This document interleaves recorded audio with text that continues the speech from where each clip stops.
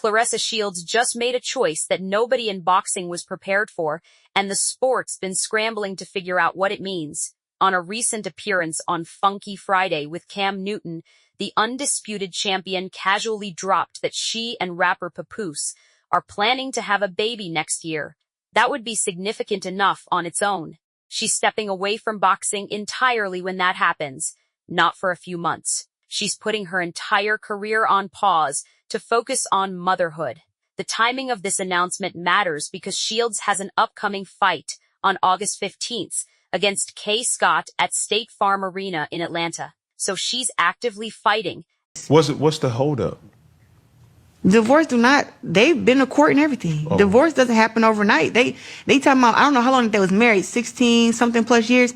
Actively defending her titles, actively at the height of her competitive window, and she's publicly mapped out an exit ramp that's going to pull her out of the sport for an extended period. That's not something elite boxers typically announce in real time, especially not female fighters, who understand how quickly the sport can move on without you. The reactions split immediately along completely predictable lines, and that's where things get interesting. Her fan base came through with the supportive narrative. This is empowerment. This is refusing to choose between ambition and family. This is a woman doing things on her own terms. That sentiment was real and got a lot of social media play. People genuinely celebrated the idea that Shields didn't have to apologize for wanting motherhood alongside her championship status. But the comments section revealed something else brewing underneath. When Shields was asked about the whole thing by an interviewer at Streets 94.5 FM, the conversation took a hard left turn into territory that nobody was expecting. The interviewer asked Shields how much longer she planned to stay in a relationship with. That's a lot of stuff to divide and figure out, and it's a kid. Somebody's husband. That phrase landed, and Shields reacted immediately. She corrected the characterization, making it clear that she doesn't accept that description of Papoose. She pointed out that Papoose has filed for divorce and argued that people should acknowledge that reality instead of using language that erases it. This is where the actual story gets complicated, because the somebody's husband reference is pointing at Remy Ma, a rapper and television personality who was married to Papoose. They're in the middle of a divorce. Shields and Papoose are in a relationship. So technically, from a legal standpoint, Shields is dating someone who is still married while divorce proceedings happen. That's not illegal, it's not uncommon, but it is a dynamic that exists in the public record, and it fundamentally changed how people were processing Shields' baby announcement. The detail about Remy Ma became the third character in this story without her even being present in the conversation, because suddenly, comments on Instagram started referencing her, fans started joking about Remy Ma group chats, and the whole thing became less about Shields making career decisions, and more about the relationship dynamics underneath those decisions. One commenter said something like, "Putting your career on hold for a man that's not ready to make you his wife," which crystallizes one of the core anxieties people had. What got more traction than the relationship questions was the boxing community's practical concern. Several fans and commentators argued that the focus should be on Shields' accomplishments and success in the ring, not her personal relationship. That's a fair point, and it suggests that some people see the boxing side of this decision as getting minimized in favor of the relationship drama. Here now, don't listen. What you mean? I'm asking you, did you got it? I'm not gonna have no surrogate. Okay. Shields is one of the most accomplished fighters in women's boxing. She's undisputed in her weight class, and here she is, using platforms to discuss her boyfriend and her baby plans, instead of letting her work speak. That criticism itself reveals something telling about female athletes in combat sports. Male fighters don't face the same expectation to compartmentalize their personal lives away from their professional narratives. Their relationships, their families, their life decisions are allowed to exist alongside their sport. Female fighters are constantly being asked to choose which one matters more, or at least to frame one as secondary to the other. Shields is refusing to do that, and that refusal is generating friction precisely because people aren't used to seeing it. The baby timeline is revealing too, Shields said next year, which means she's not currently pregnant. She and Papoose are planning this. They're making an intentional choice about the timing and have communicated it publicly. That's different from a surprise pregnancy derailing plans. This is a deliberate decision to deprioritize her boxing career for a period of time in service of having another child. That kind of planning is something most athletes aren't transparent about, and it's something the sport isn't really built to accommodate. She also mentioned having a retirement age in mind. 38. That's relatively young for a boxer, especially in modern boxing, where careers extend longer. But for a female fighter with 2 children and a life outside the sport, it makes sense. She's essentially saying she's got a window, and she knows how wide it is. She's not pretending she's going to box forever. She's mapping out a career arc that includes a significant pause and a defined endpoint. That's actually more realistic than most fighters' public statements about their futures. What nobody's really discussing is the financial reality underneath all this.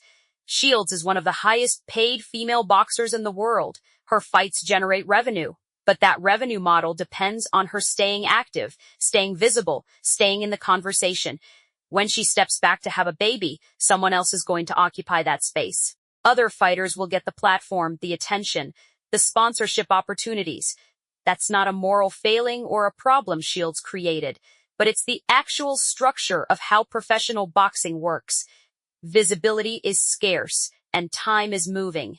The women's boxing landscape also matters here. This isn't heavyweight boxing, where a fighter can vanish for 2 years and the division basically waits.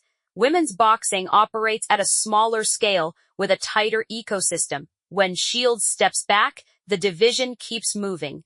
New contenders step up. New storylines develop. New fighters get opportunities. By the time Shields returns, the competitive landscape could look entirely different. She might have to rebuild position, not just resume where she left off. There's also the fact that Shields has already navigated motherhood alongside boxing before. She had her first child while still competing, so this isn't theoretical for her. She knows what the physical demands are. She knows what the schedule looks like. She knows what her body can handle. That experience presumably informed this decision, which makes it more credible than if she was making this choice without lived experience. But it also means she's walking into this knowing exactly what she's sacrificing.